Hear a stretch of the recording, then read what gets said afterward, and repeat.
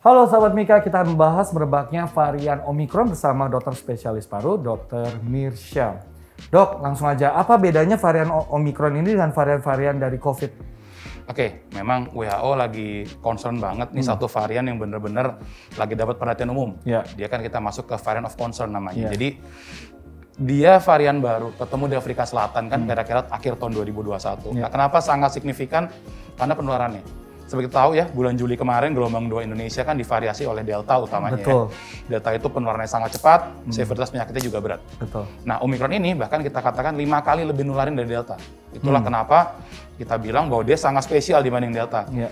Tapi ada berita baiknya juga bahwa Omicron tidak seberat Delta. Saat ini ya, kita bicara saat ini. Karena memang sifat virus itu kan bermutasi. Ya. Ketika bermutasi, dia bisa berubah-berubah bentuk, berubah sifat. Ya. Nah, kita takutnya nanti ketika ke depannya jadi lebih berat. Ya. Nah, sekarang lebih ringan. Kenapa lebih ringan? Bisa karena memang virusnya memang lebih ringan, atau karena kita sudah vaksinasi. Jadi beda dengan dulu, Delta bulan Juli vaksinasi belum rata, orang-orang belum kena vaksin, makanya berat. Tapi sekarang orang sudah vaksin, 2 kali vaksin, bahkan beberapa orang juga sudah booster. Maka ketika vaksin masuk ke tubuh manusia, manusia akan membentuk antibodi. Maka ketika virusnya masuk ke dalam tubuh, maka dia belum sempat ngacak-ngacak tubuh, sudah ditangkap sama antibodi, sehingga ringan. Cuman karena ringan ya memang nggak boleh abai, nggak boleh santai nih, gue ringan, COVID, ya udah gue jalan-jalan, enggak. Karena penularannya sangat berat, sangat signifikan, sangat masif, ya mau nggak mau ketika kena isolasi. Isolasi bisa di isolasi tempat isolasi terpadu, atau memang ada gejala ya di rumah sakit. Apakah dengan dengungan untuk ajakan untuk tetap 4M, memakai masker, mencuci tangan, jaga jarak dan menghindari kerumunan itu tetap harus kita lakukan? Oh tentu. Bahkan gini, kalau orang sudah vaksin sama orang belum vaksin, probabilitas virus masuk ke tubuh sama. Jadi bukan karena Anda sudah vaksin 2 kali, 3 kali, Anda bebas vaksin, enggak. Karena hidung kita tidak diciptakan filternya, jadi masuk ya masuk aja. Bedanya ketika virus masuk, antibodi udah mulai kerja. Jadi sebenarnya kita nggak bisa menahan Omicron hanya dengan berharap vaksin.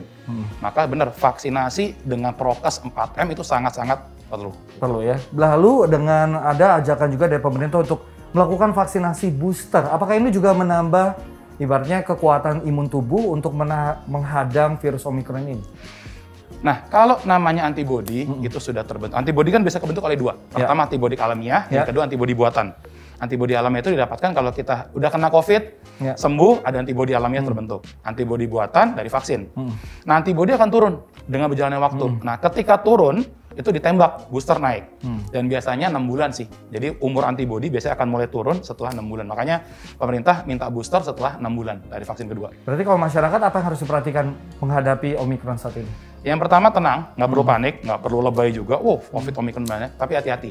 Kita aware, protokol kesehatan harus dijaga. Ketika ada gejala, nah bedanya Omicron ini akhir-akhir ini dia mulai gangguan penciumannya mulai apa ya, jarang. Kalau Delta dulu kan dominannya nggak bisa nyium, nggak bisa apa. Kalau ini dia mulai sakit tenggorokan. Jadi kalau ketika orang sudah sakit tenggorokan, demam, batuk, itu segera cek antigen atau PCR. Begitu positif, lakukan isolasi, lapor ke satgas setempat, isolasi supaya tidak nyebar. Nah, orang-orang yang kontak sama yang positif, isolasi langsung di-swab masal. Ya, dan yang terutama pastikan mendapatkan informasi lebih lanjut di Mitra Keluarga. Mitra Keluarga, Life, Love, Laughter.